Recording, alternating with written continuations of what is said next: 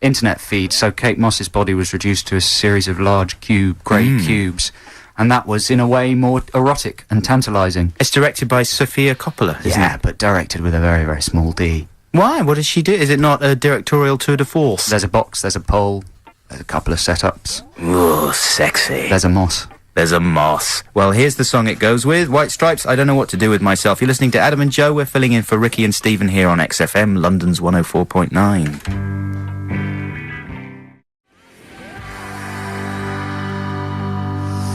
That was the White Stripes with I Just Don't Know What to Do With Myself. This is Adam and Joe on XFM, standing in for Ricky Gervais, London's 104.9. And Stephen Merchant. You got to remember Stephen. Wow, Ricky's the big star, isn't he? Ricky's the annoying one.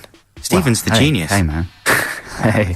I'm just winding them up. Coming up quite soon, it's time to play Get Your Ears Pierced, and there's a new development in Get Your Ears Pierced. That's the game where you have to tell what Pierce Brosnan is grunting about. So stay tuned for that. Coming up right now, this is Nickelback, Someday. How the hell do we wind up like this? Adam and Joe on XFM, sitting in for Ricky Gervais. That was Nickelback with Someday. If you're a big fan of Nickelback, then hey, that was for you. If you're not, then, you know, thanks for staying tuned through that, because it's like passing a piano wire through your brain and then pulling it back and forth. Well, like in the film Audition. I personally loved it. Did you? Yes. It's important for one of us to be enthusiastic about the music, so that's good that you really liked it. I loved it. Yeah, how did they come up with the name Nickelback? This is a bit like a cop drama story, isn't it? Nickelback, isn't it? Oh no, I'm thinking of a Stickleback. No, listen to this. He worked at Starbucks, the lead singer, where he would serve coffee for $1.95 and give the customer... A Nickelback. Yeah. Whoa. It's that level of imagination. He could write cop dramas. Yeah, we've got some really good ones coming in, but we'll talk about those later. What's coming up next? Coming up next is Get Your Ears Pierced. Now, me and Adam are very big fans of the actor Pierce Brosnan. Adam and I. Adam and I are very big fans of the actor Pierce Brosnan. We think he is underused. He's become stuck in a rut in the Bond film, especially in the field of grunting. He does amazing grunting, Pierce Brosnan. So each week we've been playing a bit of Brosnan grunting and getting you to listen to it and try and tell what film it's from. This week there's a new twist. Brosnan has been rehearsing a film with Tom Cruise. So this is a scene from a very famous film.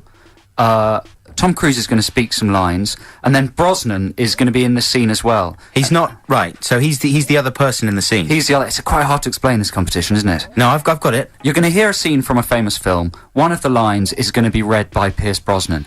Likelihood is Brosnan won't be able to say the words and may well just come out with more grunting. And so the competition is, can you tell what line Brosnan is trying to say? And can you get the film? Should be quite easy. Are you ready to spark it off, Ed? Here we go. Listen carefully. I love you. You complete me. Oh, he didn't get the lines out, did he? No. He just did a grunt, but when it's Brosnan, that's better. Play it again. Let's hear it one more time. I love you. You complete me. 08700 800 1234 if you can tell us what lines Brosnan was trying to get out. But all he could do was grunt. But he's very good at grunting. 08700 800 1234. Yeah, call us in, and you could win a copy of The Ring, the Hollywood remake on DVD, a copy of CK, well, all sorts of rubbish, really. Oh, some good stuff there. The Undertones? The best of the Undertones is The High Spot and The Ring on DVD. Absolutely. Apparently it's terrifying. So phone in, and we'll take some calls right after these messages. XFM. We're back, Adam and Joe here on XFM. The Bernie Mac station. London's Bernie Mac station. I'm just trying to take care of my kids the best way I know how. I'm Bernie Mac. It's cool. I'm cool. It's cool. Okay. I'm cool. I'm going on for a while with that. I'm stopped now. You can't do too much Bernie Mac. Okay, shall we hear that Brosnan improv once again? Now, he's in a scene with Tom Cruise, but what is the line that he's trying to say? I love you. You complete me. And who have we got on line one? Let's see. Hello, caller. Hello? Are you there? What's your name? My name is Ben, and I'm definitely here. Hello, Ben. Nice for you to call in. Oh, thank you very much. Nice to speak to you too. Now, let's see. What do you think he is saying in that scene? I have a feeling he's trying to say, "You had me at hello." Nice. I think that's correct. And what film is it from? It's from Jerry Maguire. Okay. And so which actor is Brosnan filling in for there? Is it Renee Zellweger? Is that her name? Zellweger? Yeah. 3 out of 3 ain't bad. I thought we had someone who'd got it wrong first. They hung up. What were they called? Frank. He was called Frank. If you're still listening, you've shortened our competition. You're going to get a Frank spank. Radically. You're going to get a spank. No, Frank. we don't deal with time wasters here. We go straight to the geniuses. And Ben, you are that genius. Congratulations. Well, thank you very much. So you've won all this stuff. Are you excited about the stuff you've won? I'm delighted. I don't know what it is I've won though. Well, you've won The Ring on DVD. Oh, scary. Yeah, scary. Have you seen it? No. No. Have you got a DVD player? I have a DVD player. Oh, it's worth seeing. It's good. It's got some scary moments in it. The Hollywood remake. Hollywood, don't you hate it when Hollywood remakes something? always mess them up. They always mess them up, don't they? Rubbish. They were fine. The originals were fine. Why should they go back and remake them? Why can't they come up with their own ideas? Exactly, The Italian Job. That's rubbish. It's a classic. No, wait. The Italian Job's actually very good, the remake. Oh. Yeah. Are you going to go and see the remake of The Italian Job, Ben? That's not The Italian Job with like Sylvester Stallone or something? No, you're thinking of Get Carter. Oh, right. Okay, I didn't know they were remaking The Italian Job. There you go. Yeah, they haven't. It doesn't have Sylvester Stallone in it, does it? It doesn't, no. It's got Marky Mark Wahlberg, which is almost as bad. Really? Yeah, but it has got Donald Sutherland, Mos Def. He's very good, Mos Def. Oh, I'd like to see him in a big film. It's good. I must say, out of all the summer blockbusters I've seen, The Italian Job remake has been the very best. I liked it more than X-Men 2. And that's from Joe Cornish on XFM. So, yeah. So listen, Ben, thanks very much indeed for calling in. Congratulations, you're a genius, and that good stuff is coming to you. Have a good weekend. We'll make it harder next week. You too. Bye-bye. Bye-bye, take care. Oh, that was fantastic. Hey, you got it first time. It was a bit too easy. I think next time we'll have to make it a little bit harder. Well, coming up in the next hour or so, we've got more fantastic music from the likes of Bjork. We've got that first play of The Strokes, at least for us, with their new single 1215. I'll be very, very excited to hear that. Look, I'm so excited I can't speak. And, of course, we're going to have some terrible rapping, some crap raps coming up. Ditties in the Dock. An amazing song that you won't hear anywhere else in the UK is going to be played. This show is sort of like a Christmas stocking. Yeah. It's full of nuts and a tangerines and at the bottom and a pair of pants. Do you get pants in your stocking? No. My mum always gives me a pair of pants. Her own? No, that's sick. You're a sick weirdo. Come on, let's play some music. Who's this now? Mint Royale. Sexiest Man in Jamaica. You're listening to XFM, London's 104.9. This is Adam and Joe. Roundabout now, since they say I am the sexiest man in G, and I shall never grow old. So I say, Rough Rider. Adam and Joe on XFM. We've been asking you to suggest names for new police or medical dramas on TV. We've had some very good ones in. We've also had some quite troubling ones in. But here's a couple. Here's one about a hard-drinking policeman who loses his legs through gout and is carried around on the back of the U2 guitarist in a papoose. And it's called... I don't know. Cop on the Edge. Nice. See, that's exactly right. I had another one that's quite bad.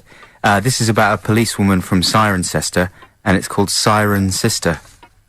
That is quite bad. Well... That's quite good. Yeah, Siren... What about two incompetent doctors, both called Ronald, who constantly botch operations, and it's called Deuteronomy.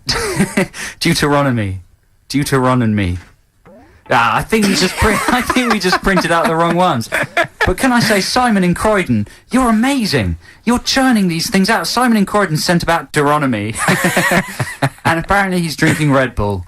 And, just rein it in, Simon. Either that or go and work for the ITV drama department. Oh, for us? Because you're amazing. Maybe Simon could phone in. If you're not mental, Simon, maybe you could phone in and have a chat to us and tell us some more about your ideas. He's got his own website. Has he? It's www.simoncox.com. Oh, check it out. But anyway, phone in. And also, we're going to be playing some more excellent music in the next hour. We've got The Coral and Fatboy Slim coming up. Oasis, Muse, The Darkness, The Strokes' new single. I'm very excited about that. Ooh, love The Strokes. Yeah. You like The Strokes, don't you? Yeah. Everyone likes The Strokes. What's not to like? What's not to like? Hey, I'm Bernie Mac. I'm just trying to... Okay. All right, let's hear cool. some... I'm cool. I'm just bringing up my kids the best way I know how.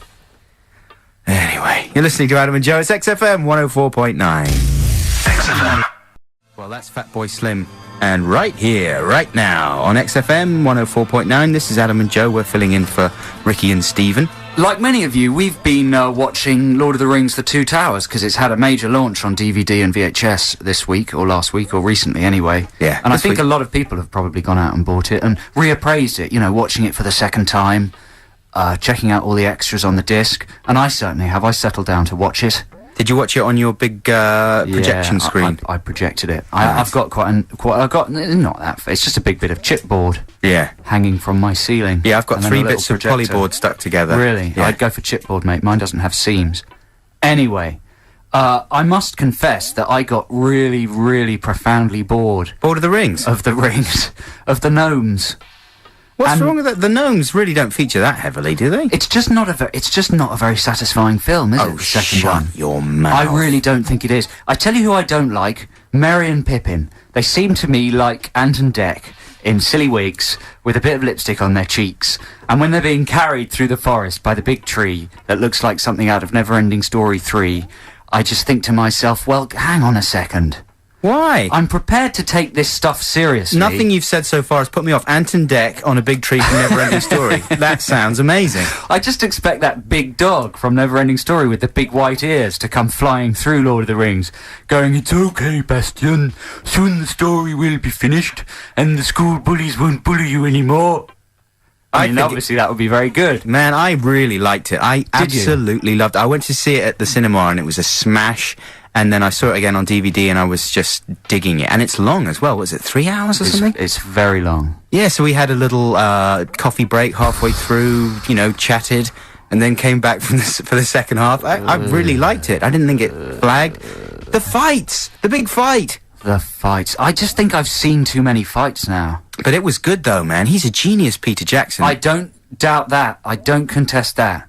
But I just don't think there's any need to make 3 really, really long. I mean, it's fine, but, you know, you're just going to lose your audience a bit. Having said this, I will go and see the third one and stuff. The only problem is Orlando Bloom. I mean, he's struggling with some difficult lines in there. Every single line he says is something like, "We ride now to Mogadon through Frou-Frou on Xantia." And it's all just, he gets to say all the stupid stuff. I walked past a couple of ladies, receptionists somewhere during the week, and I overheard her saying, "Orlando Bloom, he is simply the most delightful thing on the planet." I don't know. Verbatim, that's what she said. Ladies love the Bloom. They love the Bloomer. He looks like I don't know what he's like. He's so accurate with his arrows.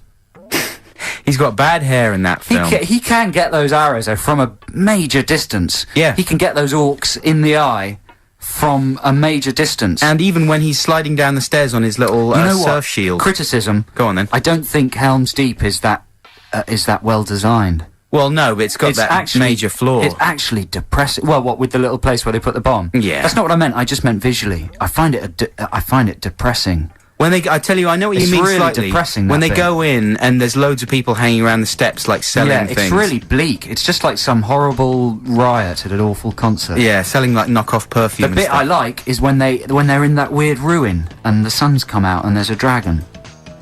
Oh, do you like that bit? I really like that That bit, reminds yeah. me of Return to Oz, that bit. Oh, good film. Have you watched it recently? Nope. It's a very odd film. Anyway, listen, we're going to play some crap rap very soon. I'm quite excited about this because there's so many songs, especially from when we grew up in the 80s, that suddenly launch into a really rubbish bit of rapping. And we're going to play you a track from maybe Bowie's worst album? I don't know. Never, what's it called? Never Let Me Down. Released in 1987. And there's an amazingly bad bit of rapping. Don't give away too much, Ed. Okay, but it's let me just tell you, it's Bowie and Mickey Rourke rapping. So if you haven't heard this before, you will want to, I'm telling you. And later on, we've got our ditties in the dock. We're going to be stating our case for a couple of songs that you will not hear on XFM or anywhere else for that matter. and we're going to be arguing, and you out there are going to settle the score between myself and Joe. Anyway, that's all to come on this exciting show today. Right now, it's music time, and this is... Hooray, music time! That was a good link, wasn't it? Music time, and it's from The Muse. And I'm told this is a really good song. I haven't really heard it properly myself, but it's called Time Is Running Out. It's true.